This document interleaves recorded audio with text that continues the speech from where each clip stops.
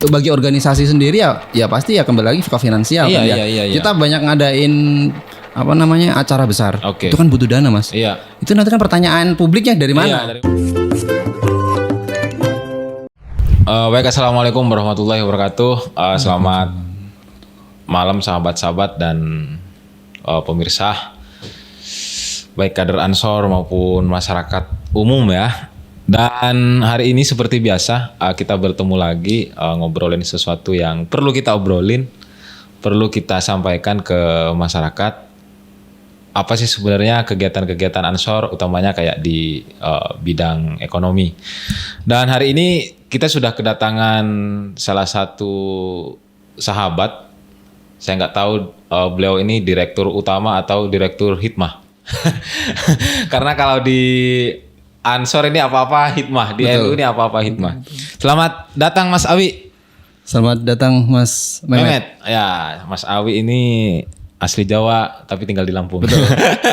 Gimana kabarnya Mas Awi? Alhamdulillah sehat. Mas Mehmet sendiri gimana kabarnya? Alhamdulillah Mas. Selalu semangat lah ya. Kita bisa berkumpul di sini tuh karena sehat Mas. Betul.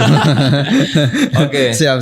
Mas Awi, ini beberapa hari yang lalu kita semuanya mendengar dan mungkin membaca ya terkait dengan aktivitas Ansor di Lampung kemarin. Kalau nggak salah terkait dengan peluncuran residu minyak sawit ya. Betul, residu minyak sawit. Betul Mas.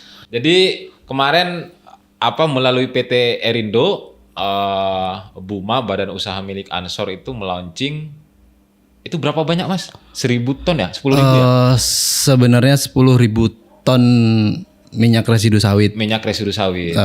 Dan itu menjadi targetnya kami nanti ke depan. Karena kan jaringan kita kan luas Mas di seluruh Indonesia kan ya. Betul. Kader kita ada 8 juta lebih kan di seluruh Indonesia. Nanti kita coba mengakomodir kader-kader kita agar bisa membantu suplai kita terkait residu minyak residu dan turunannya. Mas sedikit banyak bisa nggak kira-kira cerita terkait dengan apa sih kemudian kenapa Buma harus bikin PT Erindo ini gitu? Jadi gini Mas, berawal dari gagasan ketum pasti ya, gagasan ketum yang sangat brilian lah. Ansor ini kan di mata umum biasanya khususnya di berkhidmat di sosial kemasyarakatan. Untuk saat ini akan lebih fokus di bidang ekonomi. Betul. Nah, di Indonesia sendiri potensi bidang ekonomi yang sangat potensial yaitu di sawit. Sektor sawit. Karena kita salah satu produsen sawit terbesar di dunia. Bahkan mungkin nomor 1 kali ya. Nomor satu, betul. Baru tetangga kita Malaysia. Betul, baru Thailand ya kan. Jadi di situ potensi ini sangat besar. Iya. Kenapa harus bikin Erindo yang fokus di residu sawit yang berbasis sawit ya? Iya. Sebenarnya kita fokus di bahan baku energi terbarukan, Mas. Oke. Ya, bahan baku energi terbarukan itu di dunia ini kan sedang berproses transisi energi ya. Iya. Indonesia pun sama. Nah, kita harus ambil peran dong. Sebagai Ansor kita harus membaca peluang sebagai pemuda kita harus ikut berpartisipasi, berkontribusi kan. Jadi ya dari peluang itu ya apa nih yang cocok? Ya udah kita ngambil sawit aja, residu sawit ini ya terlahirlah nama Erindo tadi, energi residu Indonesia. Karena kita kan nama Indonesia ini kan mau harus ada. Karena kan kita target market kita juga mau ekspor di dunia kan gitu. Dan itu untuk Indonesia juga. Untuk Indonesia juga. Baik nanti dampak ekonominya maupun dampak sosialnya. Betul, dampak sosialnya bagi kader juga pasti ada kan. Nanti kan pasti menyerap tenaga kerja kan. Kita prioritasin untuk kader-kader kita. Prioritas ya, tapi ya yang kompeten pastinya kita. Pasti karena ada inilah Mas ya, klasifikasi ya, tertentu. Betul. Karena bisnis ini kan ya harus serius Mas. Ya kan siapa tahu kan rekrutmennya melalui Diklatsar. Betul. Dari PKD kan. Jadi gini Mas,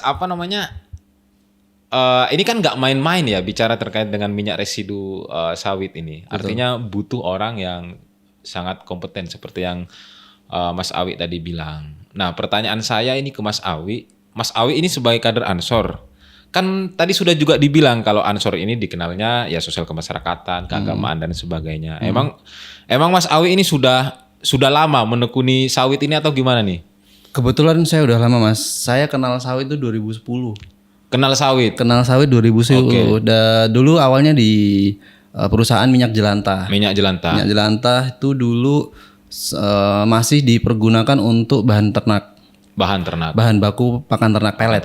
Nah, di 2011 kalau nggak salah itu pertama ekspor untuk biodiesel itu ke Singapura.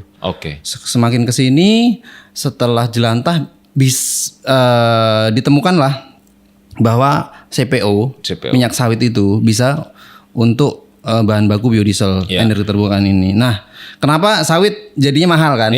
Beberapa tahun terakhir kan, karena ditemukan itu. Jadi dulu residunya cuma untuk sabun, bahkan dibuang, nggak ada nilai ya kan. Ini kan dan akhir-akhir ini ditemukan kalau dia ternyata manfaatnya lebih besar dari itu gitu ya. Energi terbarukan loh kan ini kan. Energi terbarukan yang ramah lingkungan pasti kan. Nah, ngomongin ini Mas, sorry Mas, ngomongin soal ramah lingkungan. Ini kan sebenarnya kalau nggak tambang sawit ini kan juga bisa dibilang terkait sektor yang salah satunya itu bisa merusak lingkungan. Deforestasi dan lain-lain lah. Nah, ini kan tentu menjadi menjadi pertanyaan saya, menjadi pertanyaan publik. Emang bisa misalnya apa yang dilakukan oleh PT Erindo ini ramah terhadap lingkungan? Ini kan yang jadi pertanyaan banyak publik, termasuk kemarin kan nikel dan sebagainya, tambang. Siap, itu menarik Mas. Jadi pertanyaannya sangat menarik dan menantang. Iya, karena ini harus dijelaskan. Siap. Jadi gini, PT Erindo sendiri berfokus untuk bahan baku energi terbarukan.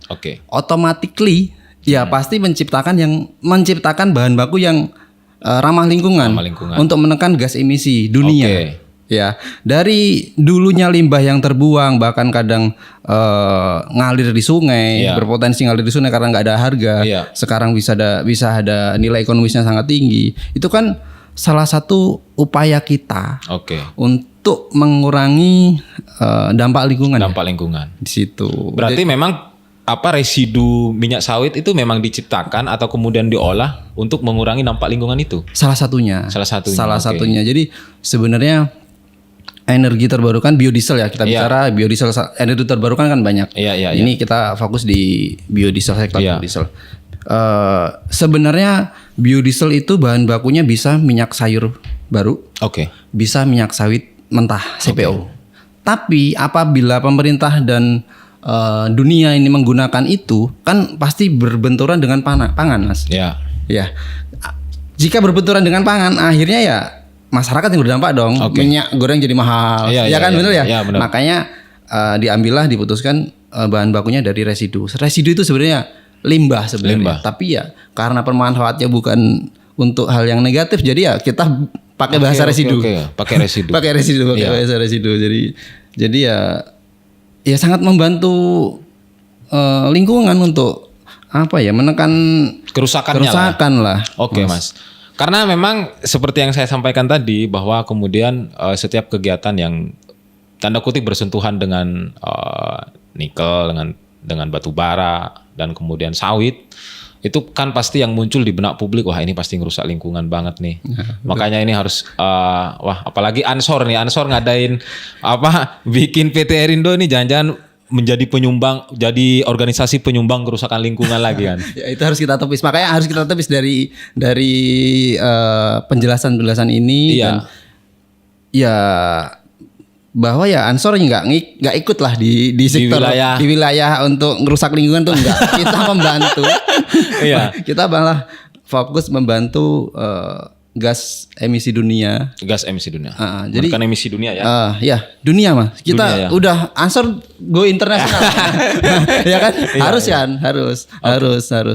lewat Erindo ini insyaallah. Ya Mas, kiranya kan selain dengan faktor mengurangi kerusakan lingkungan, tentu saja kan juga ada aspek-aspek lain, misalnya kayak aspek ekonomi maupun aspek ke kader kan yang kayak begini.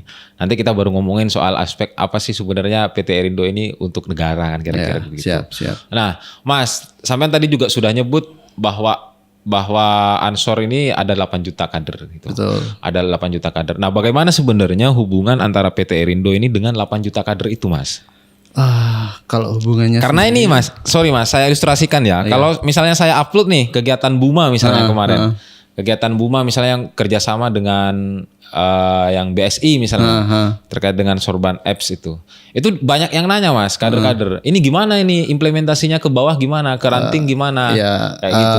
Apa dampak positifnya yang pasti. Mereka tetesannya enggak gitu. Betul. Jadi gini, ini malah sangat. Jadi gini Mas, residu sawit itu ada salah satu produknya namanya minyak jelantah. Minyak jelantah, ya, minyak jelantah itu masuk kategori bahan baku biodiesel, bahkan bioaftur Mas. Oh iya. Pertamina sendiri pun memproduksi bioaftur itu yang buat pesawat ya? Buat pesawat. Tapi ya nggak 100% ya. Sama 100%. Kayak biodiesel kan kita lagi ada program dari pemerintah itu B40 B50 ya. Jadi nggak 100% yang pakai sawit. Iya. Minyak jelantah coba kita bayangkan. Iya. Istri-istri kita.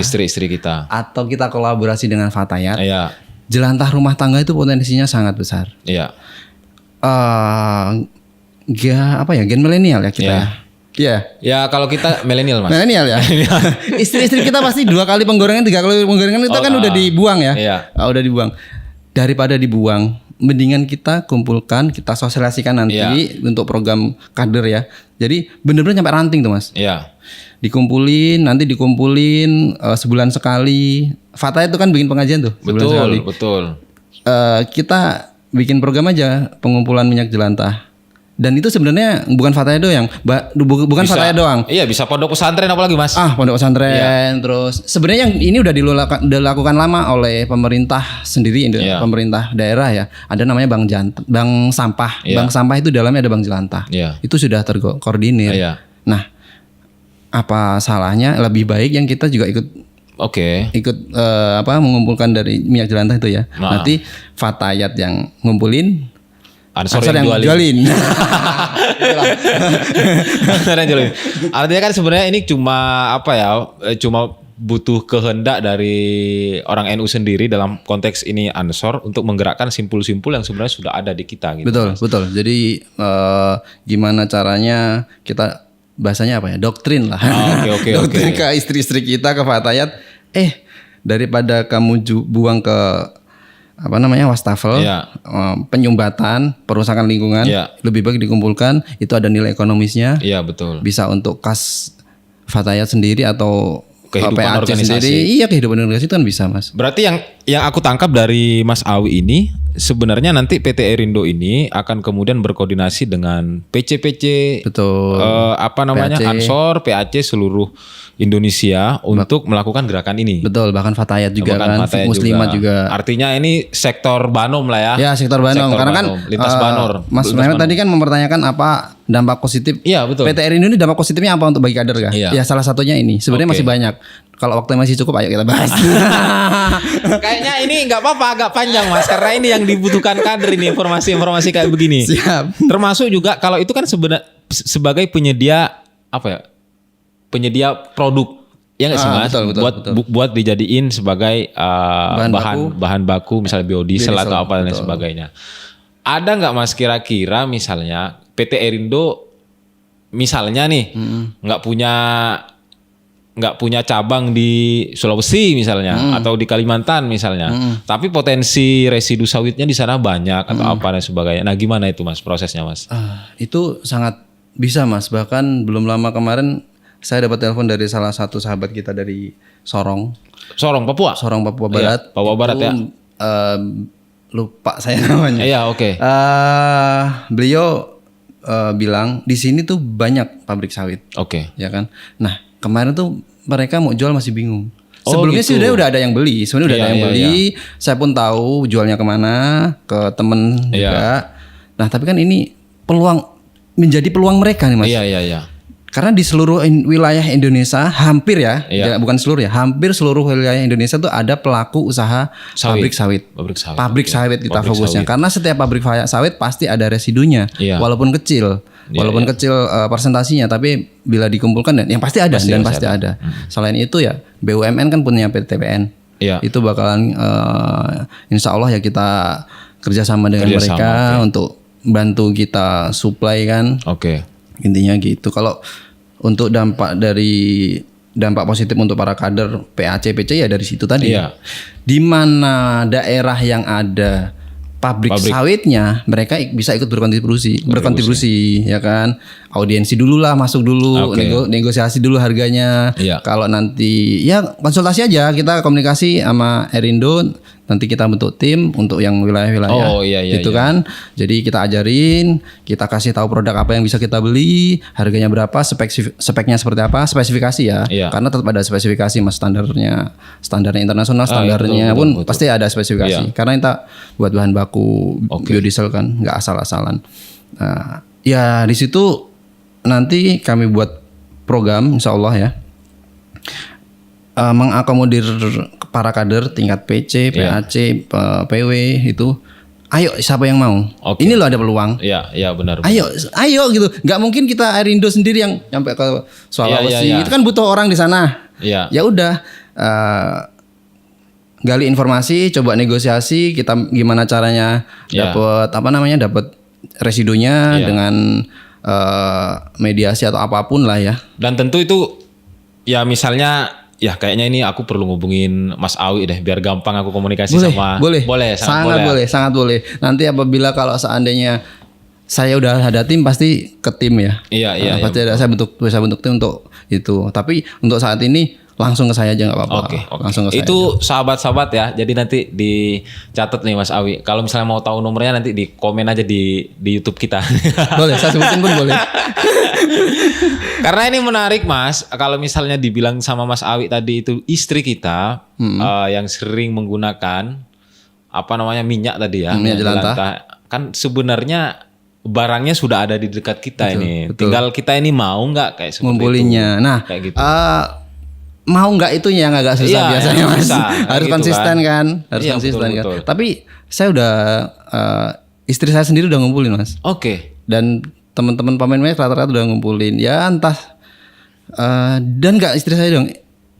Nanti boleh googling di Jawa Barat itu, di Tangerang sendiri itu pemerintah daerahnya sudah ada program itu, jelantah rumah tangga namanya. Artinya memang sebenarnya program ini juga sudah dilakukan oleh banyak pihak ya. Betul. Tinggal kemudian kemauan dari teman-teman sendiri nih, sahabat-sahabat Ansor sendiri. Betul. Kita kan punya jaringan luas tuh Mas. Ya udah nggak Ansor lagi nanti bicaranya kan. Bicaranya udah nggak Ansor lagi. Jadi ya dampaknya insya Allah sangat ke Ansor. Dampak ekonomi pastinya ya.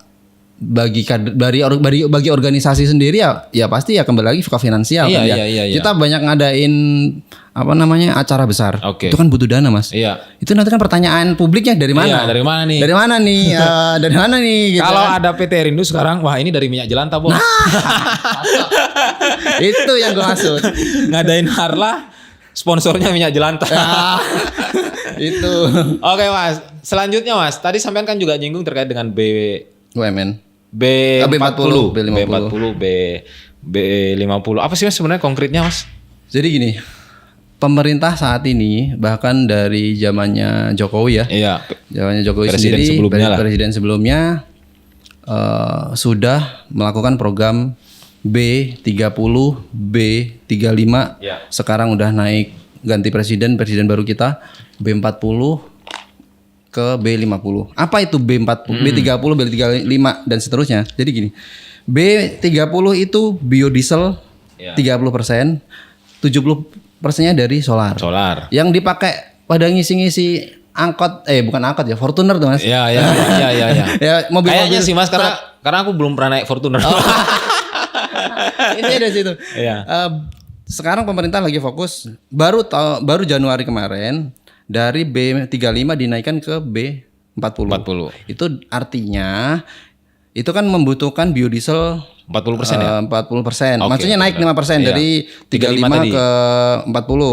Itu aja membutuhkan kalau tidak salah ya, itu 17 juta bahan baku. 17 juta ton. 17.000 kalau nggak salah. 17.000 ya nanti dikoreksi aja. Intinya itu butuh bahan baku lebih. Nah, makanya kita sebagai pemuda Indonesia, Ansor ya, kita harus membantu pemerintah juga kan, mendukung pemerintah. Program pemerintah kan dalam mengimplementasikan B40 ini. Ya, salah satunya itu kita bantu di sektor biodiesel tadi. Bahan baku sawit pas cocok banget ini. Dan tahun depan Presiden sendiri sudah mencanangkan program naik lagi ke B50. Targetnya tahun depan B50. Itu kan butuh bahan baku lagi. Bahan baku lagi. Ya, kita ngambil peran lah. Kita ngambil peran ke pemerintah dan di situ peran kita. Di situ masa kita jadi penonton mulu ya? Iya. dengan jutaan kader, sumber daya alam yang mungkin dekat dengan kita, masa kita cuma betul, sumber daya manusia juga kita kan ini melimpah. Ya Ansor bisa lah. Bisa. Ansor bisa. Mas, kaitannya dengan hilirisasi ada nggak sih Mas yang kayak gini Mas? Nah, ini kan menyangkut Asta Cita. Ya, Asta Cita kita adalah 8. Salah satunya kita fokus saja langsung nomor 5. Itu hilirisasi perindustrialisasian. Ya itulah. Untuk mendapatkan nilai tambah ya. Di situ kan pasti ada nilai. Jadi gini, Indonesia dulu ekspor bahan baku tuh cuman di harga sekitar 800 USD. Setelah dibuat bahan baku biodiesel itu bisa menjadi 1.300 USD atau berapa. Intinya dari 800 ke 1.300 USD sendiri per ton ya, per metrik ton itu udah berapa? Nanti kita bisa hitung. Tadi saya nggak ngitung sih.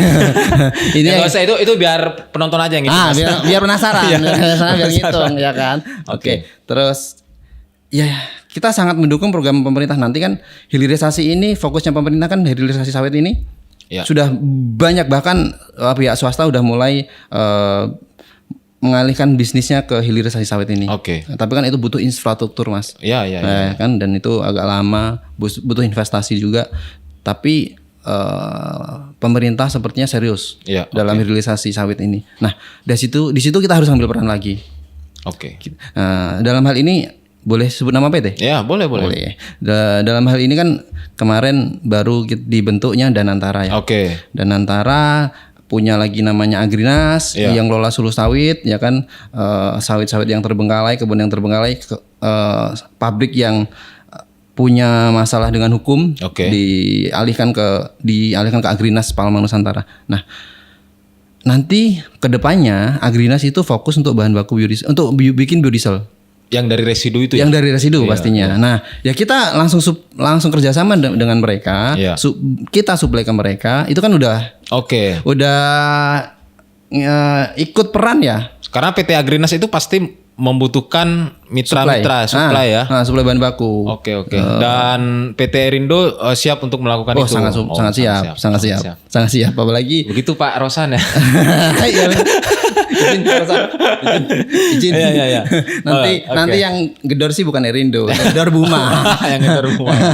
Ini loh, Buma punya anak perusahaan nih, bisa dipakai untuk suplai bahan PT Agrinas misalnya gitu ya. Betul, dan banyak lagi sektor peluang pasar ekspor itu juga sangat besar Mas.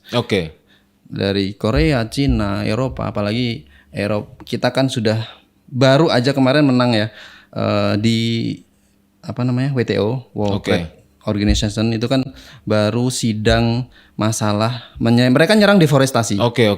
Mereka parlemen Eropa itu nyerang deforestasi untuk menekan harga sawit Indonesia. Nah, Prabowo kan kemarin baru nyebut apa sih itu deforestasi, nggak ada ya kan? Karena setelah diteliti juga, bukan kata saya. Setelah diteliti juga, ya sawit itu kan punya pohon, punya daun, itu kan ya bisa untuk oksigen ya. Oksigen juga. Jadi nggak begitu berdampak sebenarnya deforestasi. Sebenarnya itu maafnya ngomong bisa mainan mereka untuk menekan harga sawit Indonesia agar mereka kan punya produk nih, minyak kedelai bisa bahan baku biodiesel juga, agar minyak kedelai nggak kalah dari Indonesia, dari produk kita nih sebenarnya. Artinya kan sebenarnya negara luar ini ketar-ketir juga ya dengan kekayaan alam kita, sangat. Mereka menggunakan isu lingkungan untuk menekan harga sawit untuk menekan sawit agar nggak masuk ke Eropa atau dipersulit lah. Tapi alhamdulillah kemarin prosesnya udah lama ya sidang ya. Dari zamannya presiden sebelumnya, Menteri Perdagangan sebelumnya, kemarin baru menang beberapa bulan yang lalu, saya lupa. Baru menang. Jadi itu kan angin segar buat kita untuk masuk ke pasar Eropa lagi ya. Berarti omongannya presiden ini ada intervensi ada apa? Gak omong-omong nih. Serius Mas, coba di googling aja nanti ada kok. Kita sampai perang di pengadilan WTO. Itu udah prosesnya lama, panjang kali, lebar kali, tinggi mungkin, ya kan. Alhamdulillah kemarin menang. Ya ini bisa jadi peluang angin besar untuk persawitan kita ya. Dan kemarin juga baru kita deal dengan Eropa. Namanya Indonesia EU CEPA ya. Lupa saya. Boleh googling? Ya. Nanti kita munculin aja. Jadi EU CEPA itu perdagangan antara Indonesia dan Indonesia. Lupa saya tadi. Intinya di situ nanti biasanya kan kita ada kena pajak ya, biaya masuk, biaya keluar ya. Di situ nanti kita dapat gratis Mas. Bisa zero pajak. Berarti kalau kita jual ke luar negeri tanpa pajak, maksudnya tanpa pajak. Bisa seperti itu. Tapi masih di 2026 ya baru deal ya. Tapi itu sektornya apa aja, sawit dapat apa enggak, saya belum mempelajari. Intinya pasar dunia pun sudah sangat menyambut. Terbuka untuk ya dunia, kebutuhan. Nah ini kan energi kan kebutuhan dunia Mas. Betul. Energi terbarukan ini udah kebutuhan dunia loh. Dan Indonesia punya nih. Indonesia punya yang terbesar ya. Tinggal ngelola kitanya agar menjadi nilai tambah tadi. Ya hubungannya dengan hilirisasi kan gitu. Dan atau kita jual mentah nih. Kalau kita jual mentah kan ya dapatnya segitu. Tapi kalau kita bisa hilirisasi kan dapatnya segini. Kita mendingan ekspor ekspor yang sudah jadi. Daripada cuma mentahnya aja. Sama mereka mentahnya diolah dijual ke sini lagi. Ya jadi berarti memang kayak kekayaan kita itu ngalirnya di luar pada akhirnya. Betul. Kita pengen menyetop itu melalui Erindo, asik. Mas, siap. Tadi dibilang misalnya tadi soal PT Agrinas ya, itu merupakan salah satu mitra di dalam negeri lah mungkin calon mitra yang mungkin besok bisa dinegosiasikan. Nah, ngomongin soal kemitraan ini Mas, tentu kan PT Erindo ini juga membutuhkan kemitraan yang lebih luas. Betul. Nah, ke luar negeri lah misalnya gitu. Gimana itu Mas? Prosesnya Mas? Jadi gini, kalau kemitraan dalam negeri sendiri yang pasti kita membangun kemitraan dengan BUMN ya. BUMN pasti. BUMN itu punya PTPN. PTPN itu ada yang fokus di pabrik sawit. Ya, dan pasti ada residunya dong. Nah, itu coba nanti kita kerjasama, kita yang ngelola lah, bukan ngelola ya. Kita yang beli, kita coba yang jualin. Toh mereka juga belum dibentuk dan dari dulu nggak ada yang ngelola residu itu langsung dijual ke user. Jadi butuh trader lah. Kita sebagai tradernya, kita beli ke PTPN, kita jual ke manapun yang kita ada market. Itu salah satunya PTPN, bahkan ya banyak. PTPN ini yang di dalam negeri ya? Yang di dalam negeri. Itu. Yang BUMN yang di dalam negeri itu di bawah BUMN, di bawah Danantara kan pasti akhirnya. Terus banyak juga PKS swasta seperti boleh saya sebut ya? Boleh. Kayak Indofood Group, itu Salim Group, itu kan mereka punya sawit, Gudang Garam Group mereka punya sawit, Jarum Group, Gudang Garam Group, mereka Sampurna Group mereka punya sawit. Itu coba kita bangun kemitraan dengan mereka. Ini untuk pasar dalam negeri untuk suplainya ya. Untuk bayarnya sendiri ya dalam negeri juga ada. Contohnya Haji Isam. Boleh sebut ya? 9 naga 9 haji yang mabrur. Kan beliau lagi fokus untuk di Kalimantan ada pabrik biodiesel. Ya kan? Kita gokan 9 haji itu. Biar menghapus 9 naga ya. Enggak lah, membantu. Kita enggak ada fokus untuk saling menghabisi, tapi kita sinergi ya. Sinergi membangun Indonesia, Mas. Dan kalau misalnya kemitraan yang ke luar negeri Mas? di Kementerian Luar Negeri sendiri Erindo sebenarnya udah ada ya. Ada beberapa buyer seperti belum lama sebelum saya masuk Erindo ya. Sebelum masuk karena saya udah melakukan ini di 5 tahun terakhir 2018 saya fokus. Itu udah ada salah satunya MBZ Group Mas. Terus ada kemarin dari Cina, beberapa perusahaan dari Cina, ada Chongqing, One Earth, itu gitu-gitu udah ada. Tapi nanti untuk berluas lagi, itu pemerintah sendiri kan punya seperti badan ya, itu di bawah Kementerian Perdagangan, namanya ITPC, Indonesian Trade Promotion Center. Itu mereka fokus mempromosikan komoditi Indonesia untuk pasar ekspor, membantu komunikasi membantu komunikasi pengusaha untuk menemukan buyer yang Relevan. Oke. Gitu. Ya, semoga lah Mas kita. Yang penting ada kemauan dan nanti saya dapat tim yang benar-benar bantu ya. Karena Erindo sendiri baru dibentuk dan timnya sih belum ada. Antara ada dan tiada. lagi rekrutmen. Artinya kan potensinya ini besar dan sangat besar dan kita sudah punya badannya ini. Betul. Tinggal badan ini kita gerakkan aja. Siap. Badannya baru launching kemarin di tanggal 8 di Lampung kebetulan. Oke, Mas, terakhir ini Mas.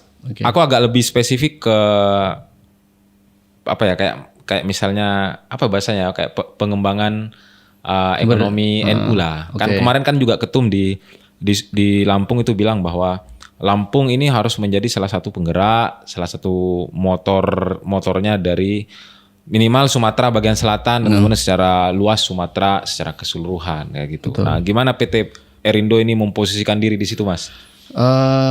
Dari sektor ekonomi ya? Iya. Dari sektor ekonomi ya, yang pastinya butuh sinergi dengan pemerintah. Yang pastinya makanya minta tolong pemerintah di Erindo ya. Oke, siap. Jadi ya itu tadi, di setiap wilayah, hampir setiap wilayah itu kan ada potensi minyak residu sawit ini, ya kan? Ya itu yang kita gali. Itu yang kita gali, itu kita optimalkan agar bisa menjadi membantu Kementerian Ekonomi bagi kader, ya khususnya bagi Ansor secara menyeluruh ya, karena kan itu nanti mata rantainya kan dari kader, PAC, PC, PW ke Ansor pusat Buma ya, yang Buma Holding yang membawahi kan nanti itu ya sangat berdampak lah. Ya. Karena itu semua bisnis Mas. Semuanya jual beli ya kan. Di situ pasti ada cuan dong. Kalau nggak ada untung buat apa. Tapi intinya kan jadi intinya tadi ya ada kemauan dari kader. Betul. Gitu ya. Ada kemauan dari kader. Karena maafnya ngomong, kader ini mungkin ya kemarin-kemarin kader kita di sektor ekonomi agak belum kurang ya. Ada belum. Sebenarnya banyak. Belum kolektif. Betul. Kader kita tuh banyak yang sebagai pengusaha banyak orang pintar Mas, tapi belum terakomodir tadi ya. Karena makanya saya baca Buma ini setelah tahu Buma. Saya tahu Buma sebelum Buma launching. Makanya saya memutuskan ini peluangnya. Makanya saya harus gabung nih dengan Buma nih, harus menyambut gagasan ketum. Ini wadah Buma ini wadah yang sangat bagus, yang sangat potensial untuk membangkitkan ekonomi kader. Itu makanya kader harus nyambut. Kader harus nyambut. Siap. Jangan diam. Gitu.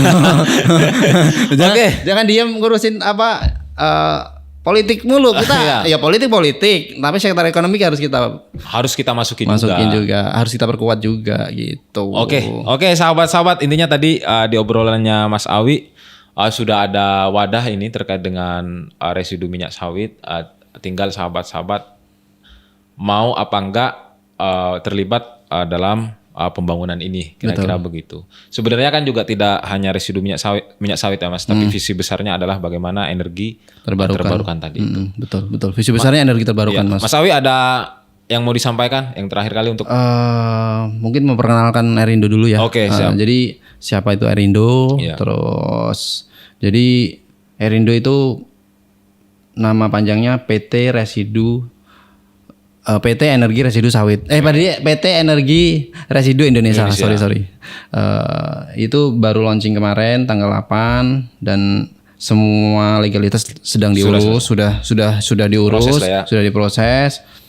Kita fokus di minyak sawit dan turunannya. Luasnya untuk energi terbarukan itu nanti ada timbul lagi Mas. Apa namanya? Bahan baku energi yang lain seperti wood pellet, wood chip itu kan untuk transisi energi kan yang dari dulu pakai bahan bakar sekarang pakai wood chip itu pohon yang udah tumbang ditetelin ya itu buat energi terbarukan juga untuk luasnya. Nah, mohon bantuan dan kerjasamanya bagi semua kader tanpa terkecuali bahkan Banom, pemerintah khususnya untuk membangun ekonomi Indonesia pastinya tujuan besarnya itu untuk menyambut Indonesia Emas 45 ya. Jadi mohon kerjasamanya, mohon dukungannya. Apalagi Mas ya. Seperti saya minta tolong dengan pemerintah ini kan kemarin ekspor lagi tutup. Ekspor lagi ditutup, ekspor residu ya, lagi ditutup. Tapi sepertinya pemerintah juga punya langkah lain untuk agar residu ini ada nilai tambah. Namanya ada proses, harus ada proses lagi tadi lah. Baru bisa diekspor, namanya refine pome, refine uco. Uco itu minyak jelantah. Jadi mohon jangan dipersulit bagi pelaku pengusaha sawit untuk pemerintah, untuk organisasi sendiri baik Ansor, Fatayat, Muslimat, Banom yang lain, ayo kita bersinergi. Betul, ayo kita bersinergi. Di PT Erindo. Di Buma lah. Di Buma, jangan sebut Erindonya. Buma Mas. Di Buma ya. Buma. Baik Mas Sawi, terima kasih sahabat-sahabat, itu obrolan singkat kami, nanti akan kita perluas lagi kalau misalnya ada segmen-segmen selanjutnya, utamanya terkait dengan energi terbarukan. Ini menarik karena beberapa hari terakhir kita banyak menerima masukan, banyak menerima diskusi publik yang cukup rumit sebenarnya. Betul.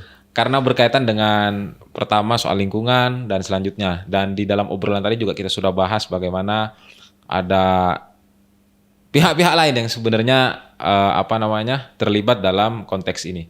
Mungkin itu saja yang dapat kami diskusikan dan kami bagikan. Assalamualaikum warahmatullahi wabarakatuh. Waalaikumsalam warahmatullahi wabarakatuh.